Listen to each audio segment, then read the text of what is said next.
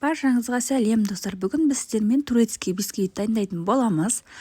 Алдымен ыдысымызға 5 дана жұмыртқамызды, енді осы 5 дана жұмыртқамыздың үстіне 180 грамм қантымызды, 250 грамм електен өткізілген ұнымызды, 10 грамм разрыхителімізді саламыз да үстіне 20 грамм крахмалымызды саламыз.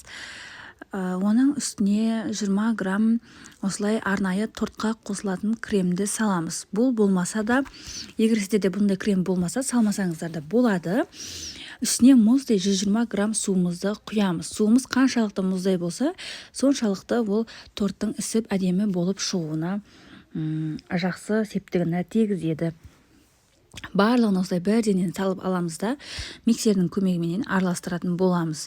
Примерно 10-15 минуттай араластырамыз да біздің осы массамыздың барлығы бірге бірігіп ақ реңге кіргенше араластыратын боламыз.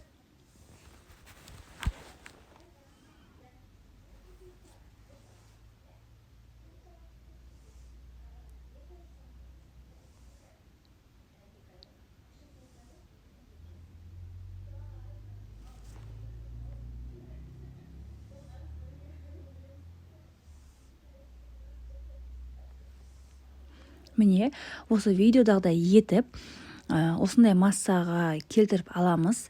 Енді 24 диаметрдегі формамызға массамызды құйып аламыз да, осы видеодағыдай етеміз.